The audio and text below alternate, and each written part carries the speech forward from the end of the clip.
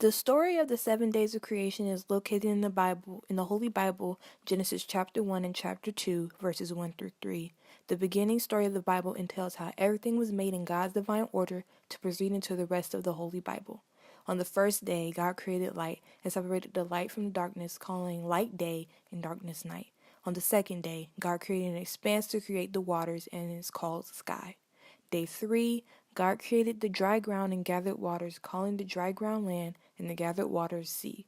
On day 3, God also created vegetation, which entails plants and trees.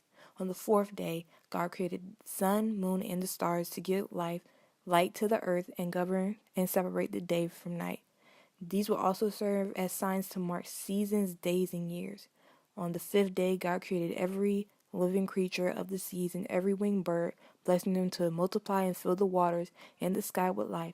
Day 6, God also created animals to fill the earth. On day 6, God also created man and woman, Adam and Eve, in his own image to commune with him. He blessed them and gave them every creature in the whole earth to rule over, care for, and cultivate.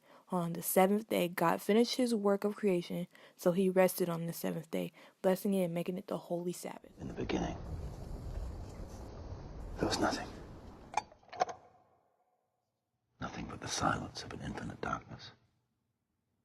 But the breath of the Creator fluttered against the face of the void, whispering, "Let there be light." And light was. And it was good. The first day. And then the formless light began to take on substance and shape. The second day. And our world was born. Our beautiful, fragile home. And a great warming light nurtured its days. And a lesser light ruled the nights.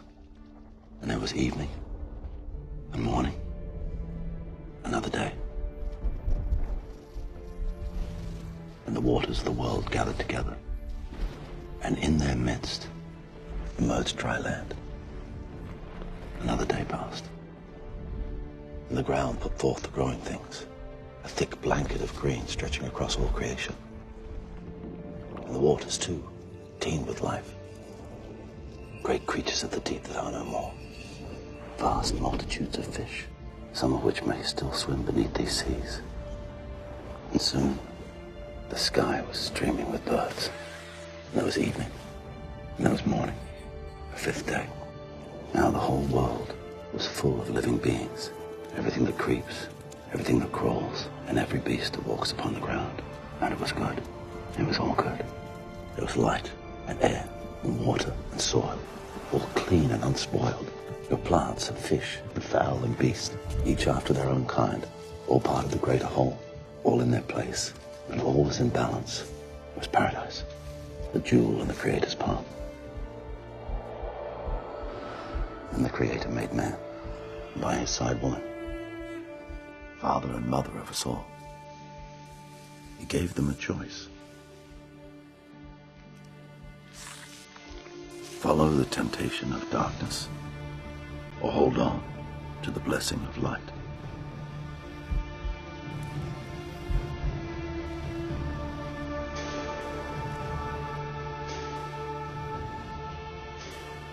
They ate from the forbidden fruit. Their innocence. Of chapter 1 and 3. Genesis chapter 1 and 3 compare in the only way of the theme in life that has been set in stone. The themes in chapter 1 is the theme of how everything is coming to be and how fruitful it is, representing the case of life. But Genesis chapter 3 is how Adam and Eve fall, and how God is taking everything that he created and making it to where they will not benefit as much as they did before. Therefore, everything that has been given in the first chapter of Genesis is now being taken away, which sets in stone how life will be from now on, which is fruitfulness, but then everything turning back to dust.